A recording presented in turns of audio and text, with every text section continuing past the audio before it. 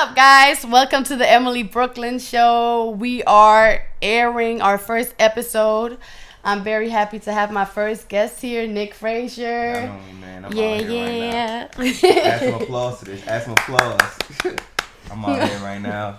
You know, I'm happy that you had me here for the first. This is the first episode? First episode. Oh, it's lit. Yeah. I'm the first one? Nah, I didn't even know. But we back for the first time. First time ever. Yeah. So Nick is a good friend of mine that I met 2017 when we did a video. Because I used to see your stuff back in the days, like when you used to be in like the classes. When you first got lit, when you first blew up on the gram. The classroom video? Yeah. I seen that joint and I was like, he's going crazy right now. Like, who this? And now I found out that you wasn't even from the towns.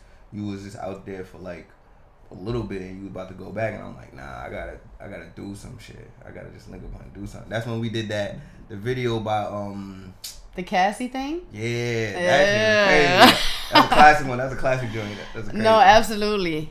And I think you were really like one of the first people to like reach out to me and like let's create some content, like let's do something. And it was definitely like a lit moment for me. I was like, oh, okay, bet. Like, he knows who I am. He want to work with me. Like, that's cool. Yeah, I like embracing good energy. And I could tell by how the video was that you did, the couple that you did before, like, it started going crazy, that it's real organic, you know? Mm-hmm. I could tell, like, you genuinely like doing what you do.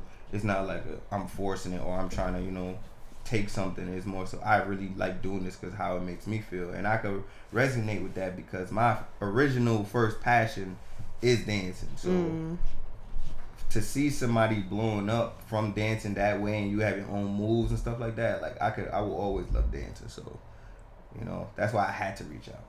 Right. And you've been doing a lot of content too that like evolves around dancing. That's comedy, but it also is dancing. Yeah. Like in there. We did the Times Square video too with the Black Pyramid. That was on the spot too. We wasn't even supposed to do that, and that actually ended up going crazy. That went stupid viral. We weren't supposed to do that. Yeah. We had just left the Black Pyramid headquarters, and then we were just walking around. We was just like, yo, let's do something. Right. All right, we outside. Let's do it. Yeah. That's definitely a lot of people like still to this day like when they're like, oh, you and Nick did that video. I think the way that we was doing the videos and the way like from when I first linked you, I think a lot of people got the style from that and the other light feed video that I did, and then they started doing it more like that. Mm-hmm. And I like that. I like that style. Now I'm happy that you kept that going. You kept that whole way of shooting the videos and doing it. I'm like, this is fire. Like what type of way specifically? Like it just seems like it's not. It seems very organic. Like you just say, "Yo, film me, right? Do this real quick," and then you just go and enjoying yourself, having fun. It's just about the good vibes at the end of the day. Yeah. So that's where I'm at with it. No, for sure. That's really what it is majority of the time. Like that's why it's sometimes hard for me when people want to plan things out very in a box. I'm very like. Majority of my videos are like, let's meet up somewhere, see what song we're feeling, what vibe we're feeling. Like I'm very more that type of content creator. Whereas like sometimes I have to also force myself to do the other thing. True. Because it can become repetitive if you just keep, oh yeah, it's just a vibe. Like I'm gonna just be happy and smiley and dancing. Sometimes you gotta really do it to them. Right. You know? Right. I give you the vibey stuff, and I'm a give you some heavy hitter stuff. Right. Good for location, sure. Good stuff like that. And I feel like when it comes to like creating things with me, since I've been doing this for a very long time, like, a lot of people think that after I made the Why You Always Lying video, that was the first video I ever made, which is far off. Like I've been doing this shit since Instagram allowed you to make videos. Right. So what year did you start? Like what was the year? I say 2012 really. I was doing videos on Instagram since 2012. When did they start doing that? I want to say 2012 going into 2013 because I remember I was in school still. And this was when it was 15 seconds. And I used to just... Instagram or Vine? Instagram. You were Instagram. And then I went on Vine too, and there was a time period where I was making Instagram videos and Vine videos at the same time. I would record 2 different versions of the same video. Right. Just so I could do it for the 6 seconds and then I could do it for the 15 seconds. Yeah. And then I was just having fun with it, really. And things really started to pick up. I say like 2014. And then 2015, that's when I made, you know, the Why You Was Lying. But I feel like what comes with that, it's like you gotta be mentally strong, you know. I feel like when something goes viral and it hits, people really think it's all glitter and snowballs and kittens and puppies, but it's really they think not. You're just like on. Like once they see that one viral video, they're just like, oh, he's famous. He's out of here. It's on. Like, right. You know? So that's why I'm like, it's a lot that I had to learn along the way. It's a lot that I had to, you know, develop, because I always say that the highest point of my life at that time, not right now, but back then, was also the lowest point of my life, because I wasn't mentally seasoned enough for a lot of things, and I had to go through it. And there's a lot of times where when I had to regroup, to, you know, for lack of better words, regroup and get my mind right, a lot of the people that were there, they weren't there anymore. You know, I feel like on this social media shit, when you start to do stuff for yourself, people don't be caring. You know, so it's just like, we need that. But there's some times where you make something that goes so crazy, you feel like you're in a competition with yourself. But that was the mindset I had before, instead of just doing what I like to do, doing what I thought was fun. You know, I felt like I started to try to please people after a while. For sure. And then I started to lose my mind a little bit, so I have to get back and like, but that's another story. No, but I definitely can relate to what you're saying, because for a very long time I was like, people only want this version of Emilie. Yeah, nah. They want like the happy, like they want the hype, the crowd. They only want this, like Emilie in a tracksuit dancing hip hop. Like that's the only thing they want.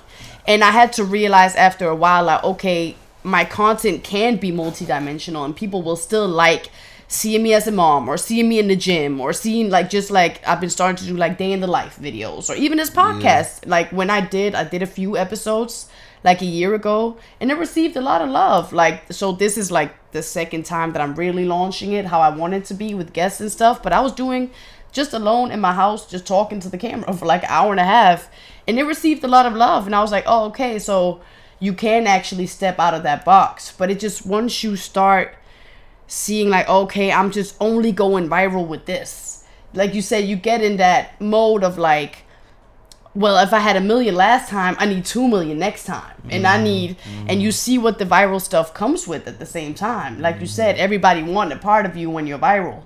And then when the hype dies down, it's like, then what? Yeah, you know? It's like, it's weird too, because with the whole me wanting to feeling like I have to please people, it was like, this was 2015, 2016, and then I just really lost sight of why I even started doing it to begin with. You know, how it made me feel when I was doing it. I just got so caught up in the light show, you know, just to say, I'm going here, you know, people are reacting like this when they see me, you know. I got caught up in that, so I had to take a step back. That's why, but this is before I met you. I had to take a step back, and then in 2017, I had a conversation with 2 of my brothers, and I was just like, yo, I'm about to really just go back to doing what I want to do, like making stuff that makes me, you know, feel good or makes me feel happy. That's when I started doing the different stuff, because right? That's genuinely me. Like, that's how I feel, you know, like, right.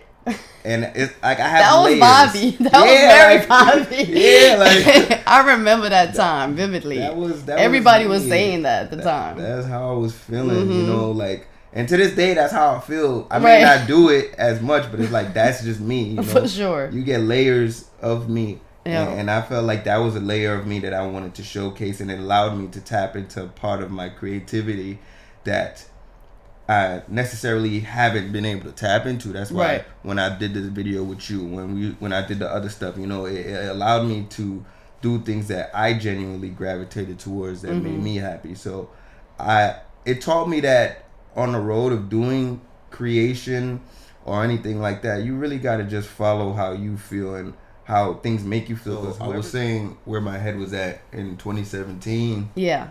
I felt like I was getting back to a part of myself, or I was maneuvering into really finding myself. And I think that through creating videos, it helped me find who I am. Mm-hmm. Oddly enough, that wasn't the plan, but I kind of found who I was through doing it in 2017 when I started to change up the way that I formatted my videos and whatnot. It kind of like brought the fun back to it and the unpredictableness and the innovativeness, and it helped me really expand on things in a way that I myself didn't think. Because I'm the type of person that I always believe if somebody's watching my videos, if they're not asking a question, it wasn't good enough. I need to ask who, what, where, how, and when. Like, what is this? You need to create conversation. Yeah, where's he? What is that in the background? There's times where I do specific things and have certain things happening around to make people be like, oh, nah, what's this? And I think in that era of my life, it helped me to really adapt myself and grow. And also, like, I learned that a lot of shit could be fake sometimes. At that point, I already knew.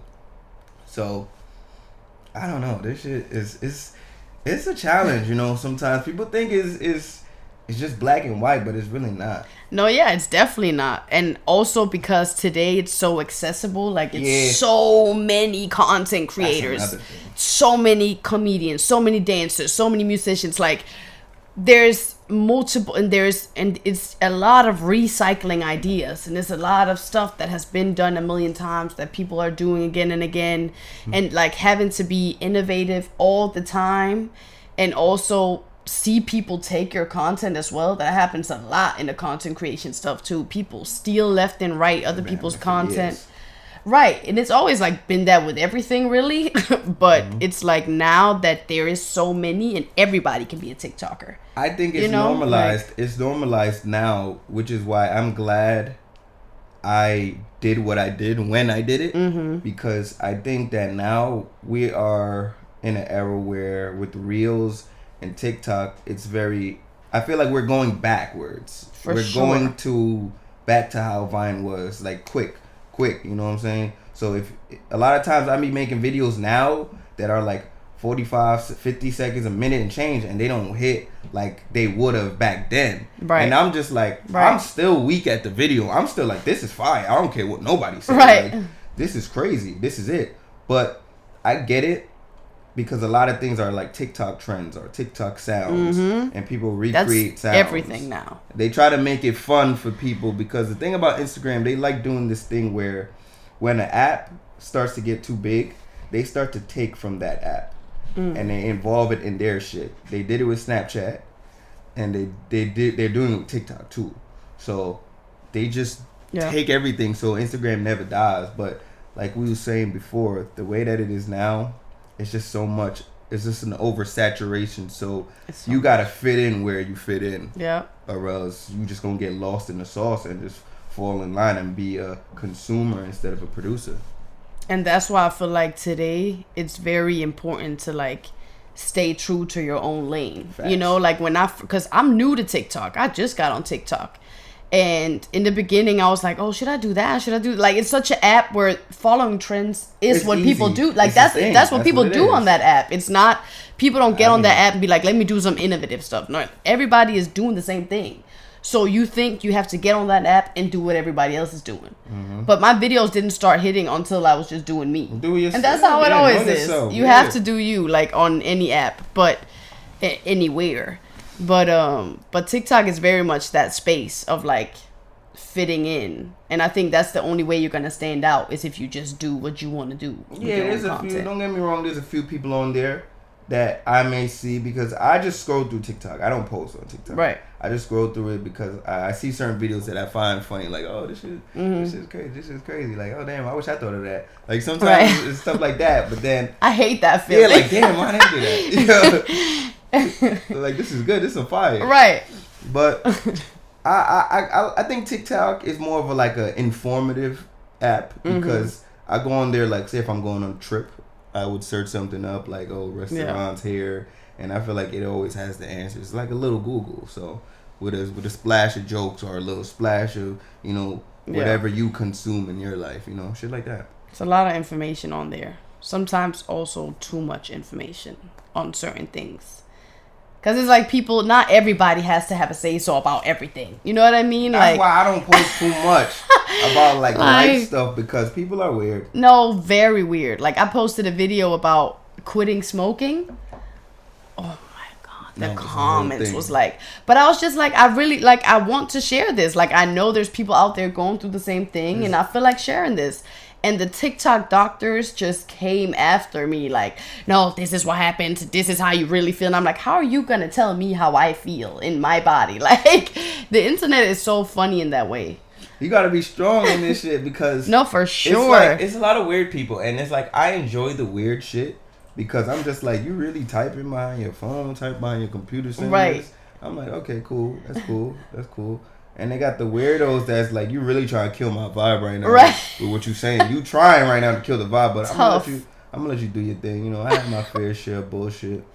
But with this creativity shit, I think it's like, I feel I'm multifaceted, you know. I like dancing. I like making things, people laugh. I like the music shit, you know. That's also why I even started doing the music shit, because I genuinely like music. I genuinely love music. So when did you get into music? When did you start doing music? When did I start really, really doing it? Mm-hmm. I want to say 2016 maybe. But I didn't really put anything out until 2017. But it's like I was always dabbling in it, but I never really got in and locked in and did it until like 2018, 2017. So I feel like where I'm at with it now is I'm really in tune with it, you know, because I like the way I feel when I'm doing it. I like creating something from scratch. I like coming up with an idea, and then when you create it, it's like, damn, this is better than the idea that I had.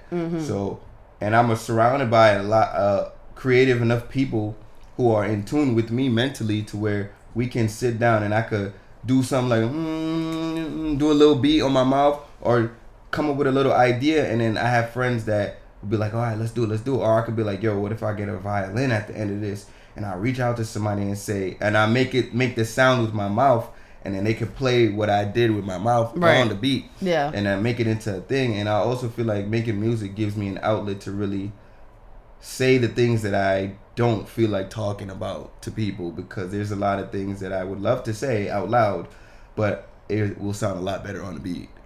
And I don't want to. Sometimes I just don't like talking. Like, I'm very open and outgoing, and I could be the life of the party, but at the same time, there's a part of me that's just like, oh, I gotta be around people right now. Right. But so how was that for you? Like, if you like go back in your mind to how you felt when the first time, like when that video went viral, like you said that was the highest point and at the lowest point at the same time. Like, what happened there? How did I feel? Yeah. Because oddly enough, the feeling of the viral feeling, it happened to me multiple times. Right. After that, but that first time, it felt. It was a very out of body experience. Like, I felt like,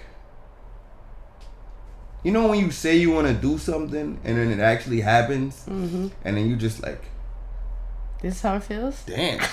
Like, there was a time where there was a lot happening, like Complex reaching out to me, Rolling Stones, I'm in this, I'm in that article, you know, and I was in a very weird place in my life because I almost stopped doing videos because I was about to go to trade school. My parents was about to send me to trade school. What's trade school? Basically to learn a trade, like whether it's plumbing, whether it's mechanic, whether it's electrician, like shit like that. So I almost went to trade school, but then I made the video, and then I had a conversation with my dad. He's like, what do you want to do? And I'm like, you know, honestly, I'm gonna keep doing this. So were your parents supportive to your choice? Well, it was more so of a. My mom, she thought it was fake, and with my dad, he was like, "Is this what you want to do?" Like, because they don't really know what can come from it, and neither did I at the time, because I hadn't really gone anywhere with it. But when things started to happen, I like internally had a feeling like I genuinely cried about this shit. Like, when I first blew up, it didn't hit me until like weeks later, and I'm sitting in the car, and this is when I heard my shit on the radio. Somebody's like, "Yo, it was on the radio, it was on the radio," and they sent me the video, and I'm in the car, and I started recording a video to send to my brothers and my cousins, because we had a group chat at the time. And as I'm talking, I start to cry, and I'm like, yo, I told them this shit was gonna happen. I said, yo, I told everybody this shit was gonna happen. I told them, because I'm like, I fucking told them this shit was gonna happen. Right. And it just felt so good. It felt better than any drug, any high, any, like, that feeling. I cannot even begin to show you that feeling, you know. And then it happened again. Things went viral again, but that foot in the door, that first foot in the door, it felt crazy. It feels crazy. Yeah, not a lot of people gets that foot in the door. You had that viral moment was like, ask anybody and they can remember that. And like, the thing anybody about that, like, even in my country, in Denmark, we knew about that. Like, seriously. One thing I wish that happened from that, that I regret, I don't have any regrets. It's more so that I wish people actually knew the source of where the video came from. Because there's no way people know me in your country and other countries. And it's just like, there's a part of me that always feels like there should be more. There should be a higher ceiling than where I'm at right now. And don't get me wrong, I'm not ungrateful or anything like that, but I always felt like there's always been a constant what if with me, you know. What if this person tagged me when they put my shit up? What if, you know, because this was the early stages of Instagram. What if these people actually reached out? What if they gave me this opportunity? What if they, because shit was circulating so much. Yeah. But I felt like I wasn't getting the credit for it when it first started. So there was another guy that was making videos that kind of looked like me, and then he got some of the credit, and then there was a lot of fake pages, and it was this and that, and I was just like, what's happening right now? So yeah, there's not the same, like, I mean, people still steal content today, but today it's very frowned upon to like take credit for anything else. It's like, no, give credit where it's due. Yeah, like, people go hard now. Very hard. It was a different time. Like, people would make a fake page and call it Why You Always Lying, and have all the memes and all the stuff, and then that page had more followers than me. And I'm like, huh? This is my shit. Right. So that's weird. Insane. But I had to grow out of caring about numbers and just go back to the fun of it, because I was losing my mind a couple of times. Like, why do I feel like this shit not adding up? Because my shit is booming like this, but the respect is not there. So, and that's when I started to do things to please other people, and I wasn't pleasing myself. That's why that whole time period was so like up and down. That's why the highest point was also the lowest, because it was a very confusing time in my life, and I didn't really know what to do or what was gonna happen. Yeah, no, I haven't had that viral moment, but I can definitely relate to that viralness being the greatest and the worst at some point, because you're not, when that comes, you don't expect it. And it's like, it's different when you go viral multiple times, you know what it comes with. Yeah. But that first time, like the school video that I did, when that went viral, like, I was in Denmark. That shit was busting. And my phone said, like, I was like, what's going on? Yeah. Like, I went from having like 500 followers to 20K in like 24 hours. I was like, what's going on? What happened? Like, yeah, it was insane. And it was like, it's that, whoa, this is crazy. Whoa, this is lit. Like, offers coming in here and there, like Nike, Puma, Foot, like it's just everything. And then what happens is that you get that, okay, but how do I keep this up? What's the next? How do I get all the views? How do I keep people engaged? How do they only want to see this? So how do I create that, but in a new setting, and it's still creative and still different? And so it's like, I can totally relate to that. And also, a lot of people switch up on you when you go viral. Like, a lot of people will be so cool and buddy with you, and the second you go viral, it's like crickets. Like, not even that. It's actually the opposite for me, because everybody's flocking is not even a word. I had people that I went to middle school with, elementary, high school, freshman year, that I was not cool with. Yo, oh, can you help my man get into the studio? Can you do this? Oh, yo, bro, let's link up. Let's do this. In my mind, I'm looking at these shits like, huh? What's your name again? You don't know me, bro. Right. Like, yeah. So then it's like, but then when shit started to calm down and it became such a normal thing for me to be in the position that I was in, that's when everybody disappears. When I try to do shit for my mental and get my mind right, that's when nobody's there to be found. When I want to reach out to people to do certain things and work with them because I see a vision, and I already have the credentials because I blew up on my own, right? But I want to do something with you, they're nowhere to be found. If my shit is not booming, and it's kind of frustrating and aggravating for me because I'm like, I already showed y'all like what I could do. Right. I already showed you that I do this on my own without you. So you mean to tell me when I reach out to you, now you're not really saying much. Right. And that's when it really shows you who's there when you in the slums and who's there when the sun is shining. Because there's people that's not gonna be with you during every single weather and every single storm. They only there when the sun is out. Majority. And it's sad to say that sometimes it's even close people. Like, I've lost a lot of close people from like moving to America, and then the viral thing, of course, then everybody is cool with you. But I also, because of all the backlash that I was getting that came with the viralness, people distance themselves. A lot of people distance themselves because they was like, oh well, if people on the internet don't fuck with her, let me not show that I fuck with her, you know. So it was like a lot of people that like, they didn't want to show that they were cool with me, type of thing. Weird shit. Because the internet was talking shit in the comments. You didn't even do shit. Right. It was like a lot of weird things like that. And still to this day, like, I used to see it. Yeah, like, and it's still there. You go to my comments right now of the heel toe video, it's... But the problem is... Or not the problem. The difference is, I don't care about it now. I actually like it now. Because I'm like, the more comments, the more views, the more, like, go ahead, go crazy. I'll be the villain. Right, go crazy. I'll be the bad guy, go crazy. And especially, like, exactly how you feel like you want to spark a conversation.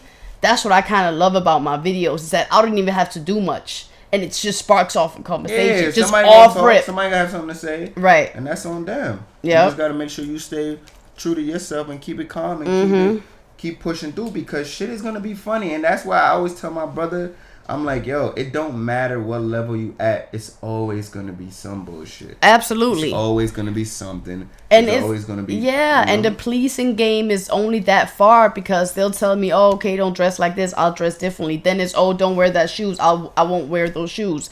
Then it's, oh, don't dance to this music, I'll dance to some different music. Then it's, don't do these moves, I'll do different. Like, it doesn't matter what I do. It don't matter. And that's the point where I'm at now. It's like, I don't care anymore. Good. I used to care. I used to try and please.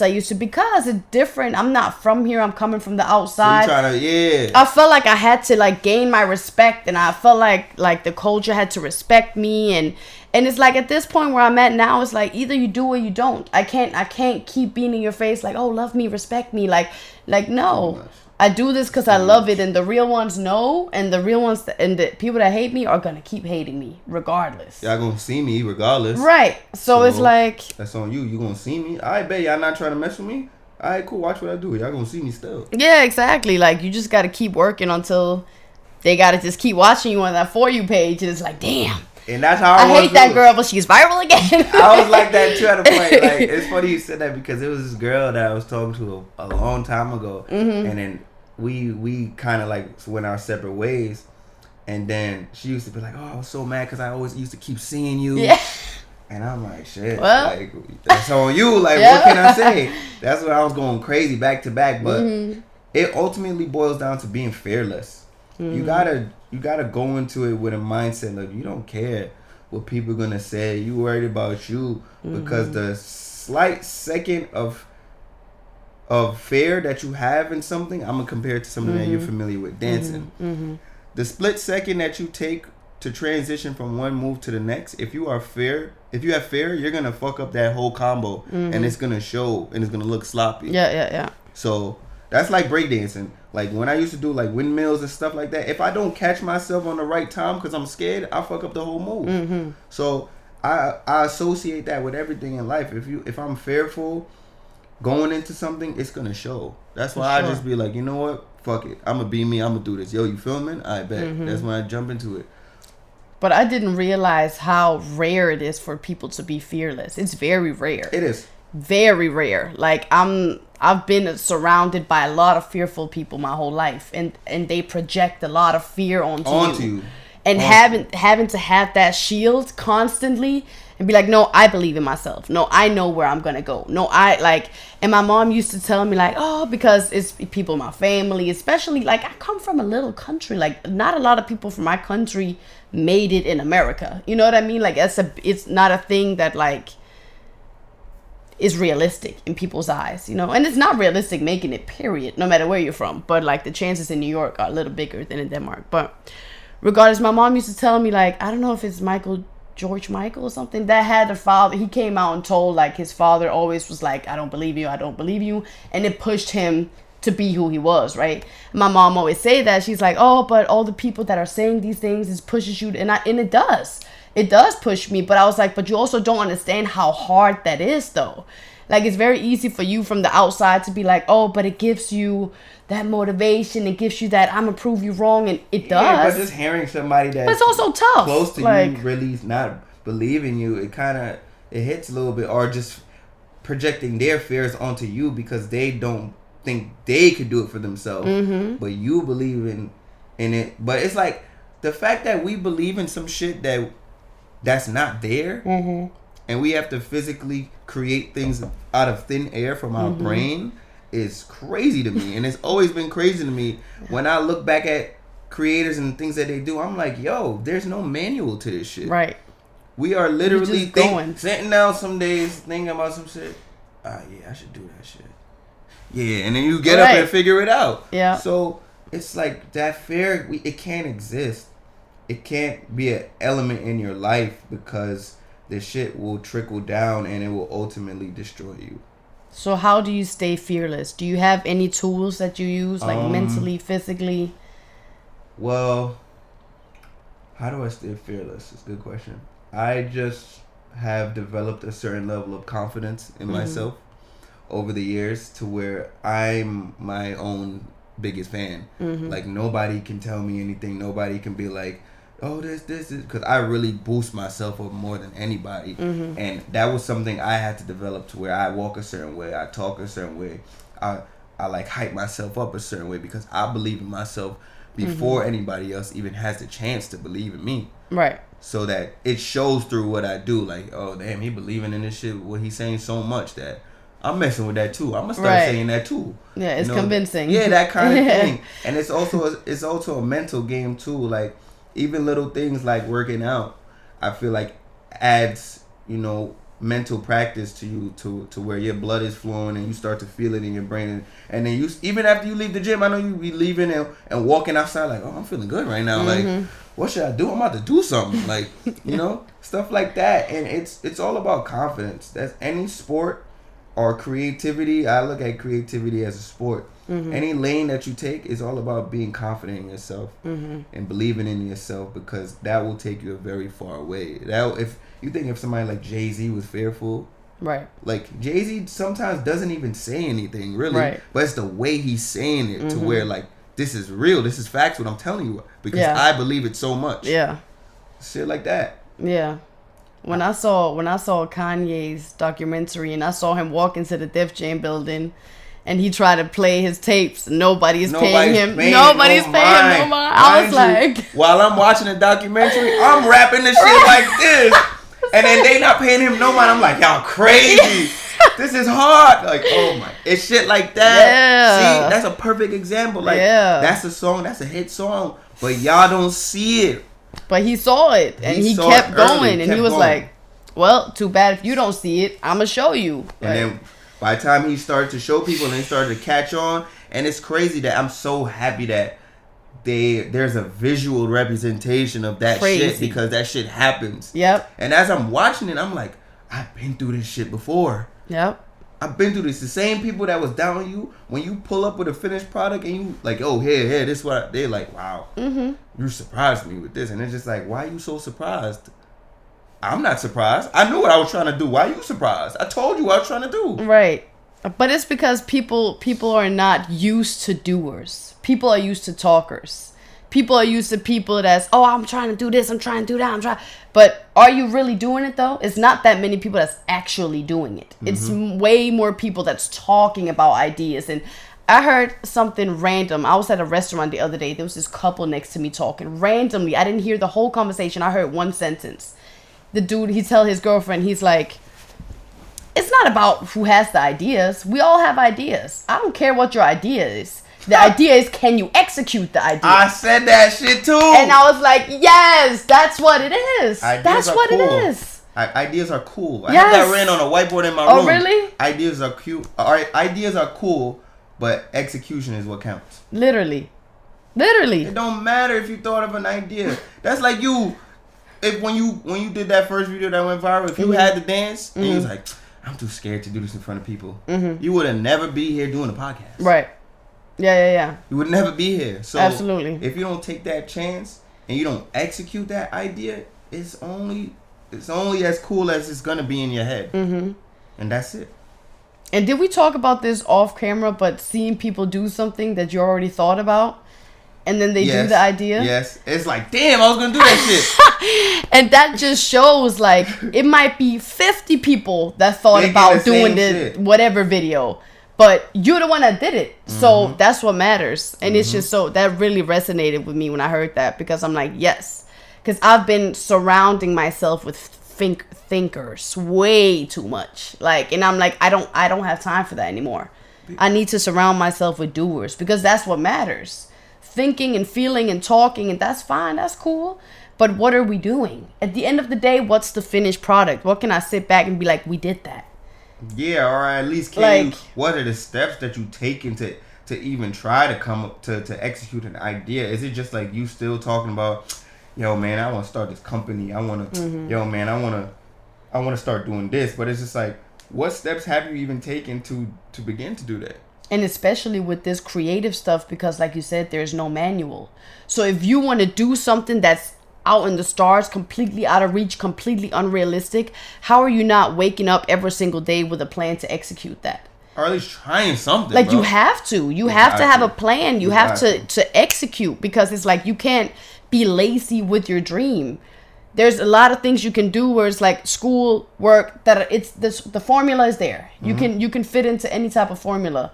But with this creative stuff, like, there's not a formula. Like, you have to wave and do you, but you can't be lazy about it. You can't. And sometimes people don't understand. They feel like it's so easy. You could go on the gram and just do shit. But it's like, but they don't do it. Sometimes. So it's not that easy. Sometimes being creative is harder than these regular jobs, because we don't know what the fuck we about to do. We don't know what this shit gonna look like. We just out here freestyling and life. then whatever happens. All right, on to the next thing. Right. I'm doing this shit. I ain't getting paid for this, but on to the next thing. You know, hopefully I'm putting in so much pressure that people start to see the demand for what it is that I have to offer, and then they put me in a position. But people don't understand. There's no manual. There's no laid out shit for me. I have friends who work regular jobs, and they don't really understand what I do, but at the same time, I try to break it down. I'm like, yo, you don't understand. Like, mentally, sometimes, even at this day, I may spew confidence and shit like that, but I got my moments where I'm in the crib and I'm like this, stressed out, just looking into space, like, what should I do? What should I do? What am I? How am I gonna do this? Like, I have ideas and I really think, how am I gonna do this? Then I got, all right, cool. I gotta reach out to this person. Like, the 99% of the shots you don't take are gonna miss. So why not try some shit? Absolutely, you have to. Nah, I said some shit. Oh, you did. I think we might end it off right there. I said some shit. Yeah, I'm so happy I had you here. Now I appreciate you inviting me to do this because one, I don't really like doing interviews. Because it's like people have a way of fabricating things and switching it up to how they want it to look, you know. But I know you in real life, so I will come and have a conversation that we've had before, but on camera. And I just feel like there's certain things I would like to talk about to let people know there's more to me than just me being funny, me being dancing, me being this and that. But I got a lot to say. I got a lot of things that runs through my mind. So I'm happy that you even invited me to do this because I wouldn't really pull up to nobody's podcast and do it.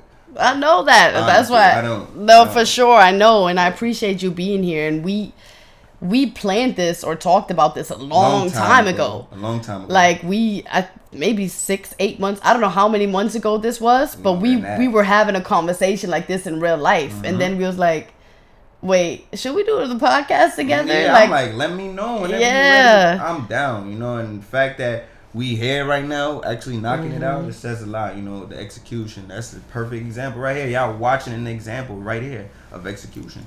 Let's get it done, you know. Yes, good sir. Vibes, good combo. You know, I appreciate you for having me. Thank you for coming out. I appreciate it. Always. I'm always down. All right, y'all. That's it. Thank you guys for tuning in. Please like, comment, subscribe, share with your friends. Thank you guys so much. Yeah, truly appreciate it. Bye.